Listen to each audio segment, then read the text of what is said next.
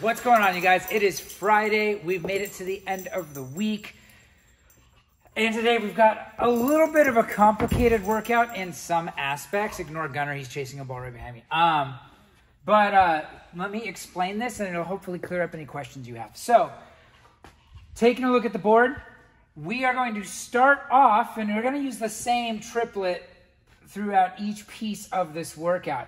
But you start off at 3, 2, 1, go. You have 4 minutes to complete 20 calories for guys, 14 calories for gals on the rower, 20 toes to bar, and 10 box jumps, 30 inches for guys, 24 inches for gals. So just a little bit higher than what we normally do. You will then rest the remainder of that 4 minutes. So if this takes you 2 minutes, congratulations, you've gotten 2 minutes of rest. If this takes you 3 minutes and 58 seconds, congratulations, you got yourself 2 seconds of rest before we move on to the next section. At 5 minutes on the clock, so this is with a running clock, you're going to have 6 minutes now, so from 5 minutes to 11 minutes to complete 40 calories for guys, 28 calories for gals on the rower, then the same 20 toes to bar, 10 box jumps, 30 inches, 24 inches, and we're going to rest the remainder of that time. Now, these first 2 pieces don't even count towards your score. But if you're going for RX, you have to complete them in the given amount of time in order to get that RX. So that's where we transition over. And then at 11 minutes on the clock, we have an 8-minute AMRAP. So as many rounds and reps as possible of the same thing that we started off with. 20 cals for guys, 14 cals for gals on the rower, 20 toes to bar, 10 box jumps, 30 inches, 24 inches. Again, this is the only piece that counts towards your score, but you need to complete this in order for that score to have that magic RX next to it.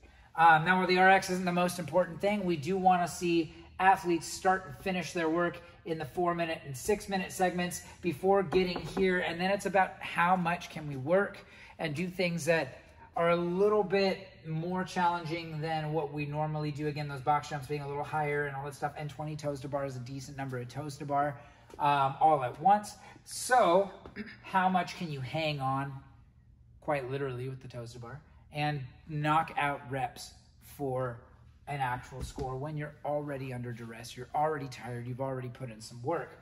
So while this workout's a little bit longer time domain overall, 8 minutes of work at the end when we're already tired is going to be what our score is. Let's go take a look at the calorie row and the toes to bar and box jump and look at our standards. So starting with the row.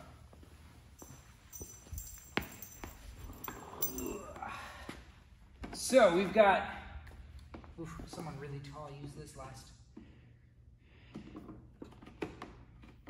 I am not really tall.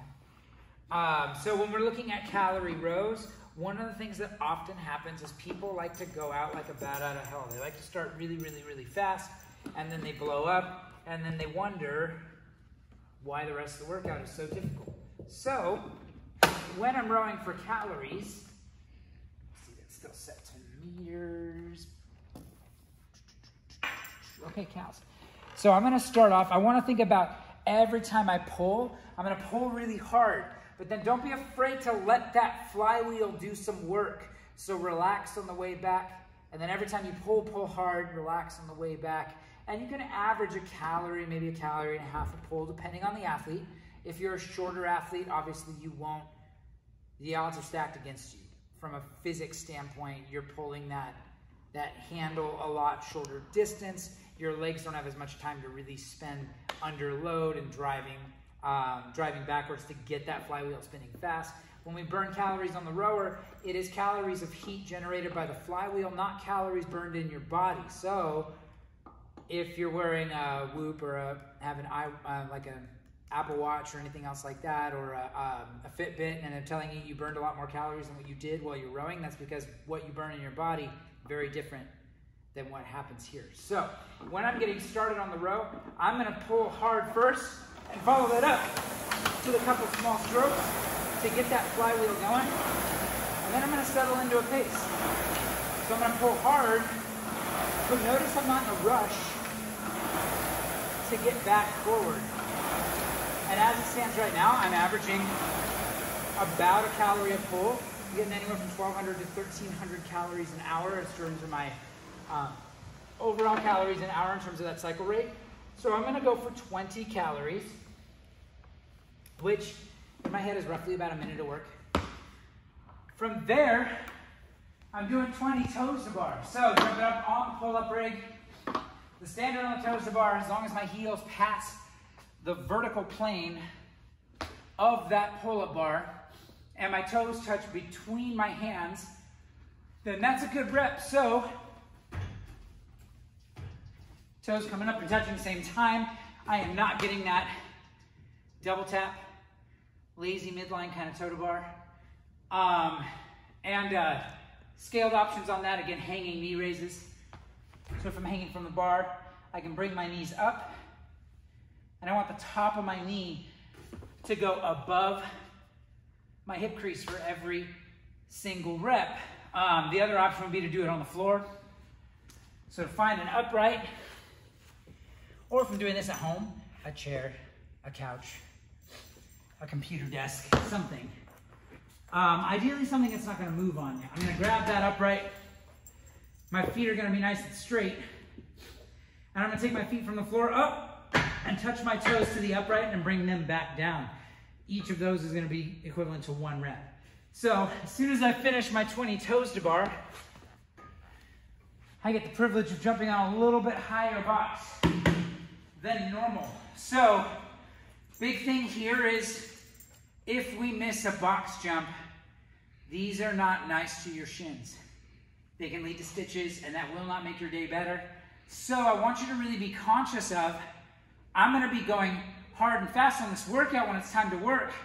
I need to make sure that I'm gonna be able to successfully jump up on here. So there will be quite a few athletes today that probably scale the height of those box jumps back. Now step-ups will be okay too. They won't be RX, but they'll be okay. When you do step-ups on a high box though, Gunnar, I just kicked you in the face. When you do step-ups on a high box, this is a hard position to actually step up from. So challenging thing to do that as a scale. You'd be better off lowering the height and actually doing box jumps, or lowering the height and doing step-ups there. That way you can keep that intensity level high. But it's gonna be a 2-foot takeoff, 2-foot landing. Excuse me. Notice that, cover your arm because, you know, COVID and stuff. Cool. Anyway, I'm gonna jump up on the box, 2-foot landing, and then stand up tall at the top. So a big jump, land with 2 feet, and then stand up tall. I need full extension at my hips at the top of every single rep. If I am only getting here and then hopping off, or even doing the classic like jump off the top of the box and then landing on the ground and rebounding, sometimes what can happen with that is I'm actually off the box before my hips actually open. And we don't have a lot of athletes that do that in our gym, but it does happen every now and then when people try to go fast. The nature of a higher box is probably going to slow the cycle rate down, so you're not going to see as many athletes rebounding off the bottom. You're not going to see a really fast pace on the box jumps. You're going to see people be a little more methodical, and that's kind of the intention. So let's spike your heart rate. Let's give you a target that's a little bit taller than normal. There's a hole there. Let's give you a target that's a little bit taller than normal, and then see if you can do that repeatedly when it's at the tail end of your piece of work. So let's go back to the board. We'll talk through this one more time, and then we'll get you guys into movement. So again, looking at how the structure of this workout. 3, 2, 1, go. From 0 to 4 minutes on that clock, I have that much time to complete 20 calories for guys, 14 calories for gals, 20 toes to bar, and 10 box jumps at that higher height. So 30 inches and 24 inches. I get to rest the remainder. What that says to me, I get to work really hard and try to fight for as much rest as I can possibly get. Then at 5 minutes on the clock, so at the end of that first 4, I'm going to go have 6 minutes to then complete 40 calories, 28 calories, 20 and 10 on the toes to bar and box jumps. And I get to rest the remainder of that again. So then at 11 minutes, that's when this workout truly starts, when we go by when we're going by score, and I'm gonna go back to that 20 and 14 cals, 20 toes to bar, 10 box jumps at that higher box, and work through this as many times as I can in those remaining 8 minutes. I should be shooting for roughly 3 rounds and change, give or take, ideally. Now, if we get there or not, that's a different story. At the end of the day, if you work hard, that's what it's about. Putting in the effort will give us the capacity in the future to be able to do those things and hit those ideal numbers. But when we write a workout, we write it for the best athletes in the gym and let everyone else scale. So we still want to push the best to grow more and be better. That doesn't mean that you're one time through and made it into your toes to bar in the second round in 8 minutes, but did it RX. That doesn't mean that you did the wrong thing. It could mean that you could have gotten more out of the workout by scaling something so you can keep moving and keep that intensity level higher. So keep that in mind as we look at this workout and we look at how many toes to bar can I really do? How many box jumps or how high should they actually be? So even if I'm like, I've got toes to bar, but sets of 20 is a lot for me, maybe I'm doing 15 toes to bar every round. Maybe I'm doing 10 toes to bar every round. And it's not RX, but I'm doing the RX movement, just less of them, to keep myself moving. So just because you scale doesn't mean you have to make that toe to bar a hanging knee raise or doing it from the floor. It might just be adjusting that overall number so I can tackle that and then move on and keep working out rather than doing 5 toes to bar and staring at that pull-up bar, wishing that my lats would do a little bit more than they already have. So again, that's what we're getting ourselves into. It's a bunch of, for less of a better term, it's a bunch of bitch work before we get to that 8-minute AMRAP, and then the real score starts. But this is still important. This is about getting ourselves to recover. This is about doing some work when we're already under duress. This one should be fun. Again, a little bit different workout structure than what we've done in the past, but should be fun. I'm excited. Anytime you get gymnastics involved in anything like this with those toes to bar, it is going to be deceptively challenging. So more than anything, guys, let's get to it. I can't wait to see you guys in the gym today. And I already know it's going to be a good day. I already know it's going to be a great weekend. Looking forward to spending at least a part of it with you guys. So Friday, a great workout ahead of us. Let's get after it.